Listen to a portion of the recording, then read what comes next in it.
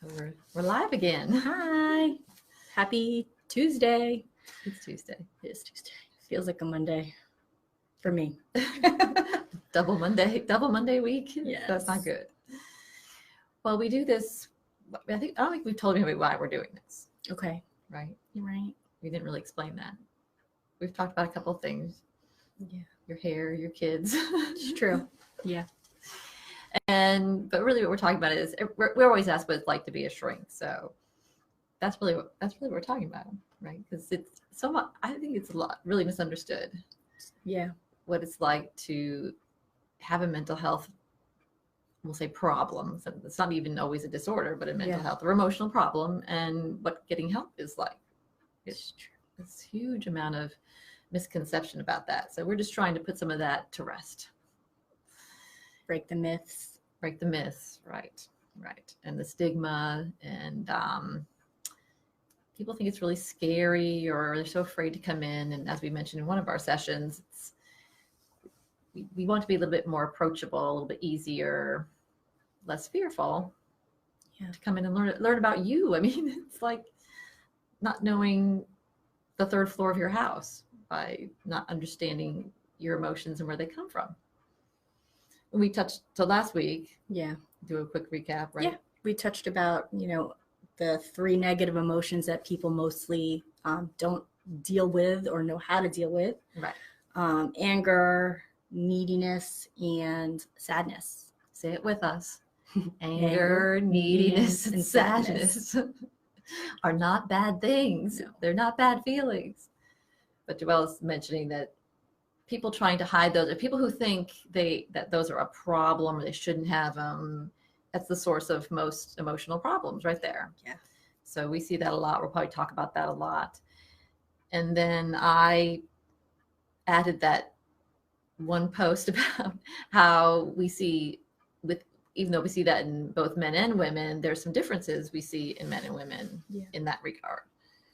And I wrote a little post about that got a little attention, I would say. How would I sum that up? I think I would say that our society, there's still a stigma in our society, still makes it hard for men to emote and still keep their masculinity. So that's what I was talking about. I was talking about how women have come a long way with their ability to emote, of course. I think that's always been easier or more acceptable for women, but we had trouble with our aggression back in the latter century, in the dark ages, before you were born. I know. I was like, well, right, that's okay, you can say it. And but we in the 50s, 60s, 40s, 50s, 60s, came a long way. So now we can be in the workforce, and we can go for gold medals, and we can be on sports teams and all that. And so I think we've bridged the gap on aggression and passivity, or emoting in action, however you want to put that, better than men. I think men just haven't caught up with us in terms of their ability to emote and feel masculine, intact, as I say.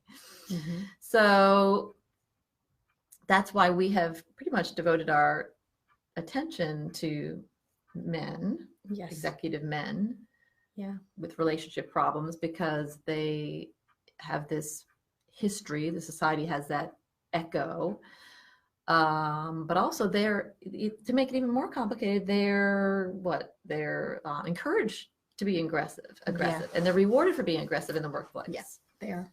Right, but at home or with an intimate relationship, either they act aggressive and they get in trouble, right, or they get really passive and get in trouble, because then they aren't able to say what they really want, what they really need. So the relationship goes south. Yeah.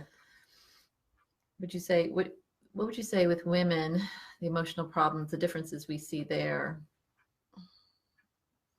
Because sometimes women have trouble emoting too. I think, even though for me, at least in what I've been dealing with lately, it might surprise you, but I do think sometimes some women have trouble with neediness. Yeah. Even though you can think of all the, stereotypical, like, needy women wanting all these things, but a lot of the people that I've spoken to, they think neediness is a bad thing.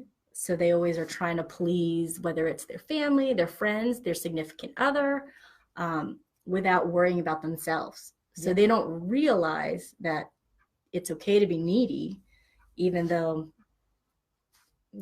everyone has needs. Right. And they're supposed to need others. So that kind of goes against the old, I would say, stereotype where women, were better for being needy or encouraged to be needy. Yeah. Or like that the husband had to take care of the wife. Yes. Encourage the passivity was feminine back in the day. So here's an example where it sort of bucks that trend where they're uncomfortable with expressing needs, even though we know they're normal. Yeah. Yeah. So, it's so that's where people think, oh, women, they can emote. They're so good at emoting, but we see that it's a conflict for them a lot of the time too. With anger.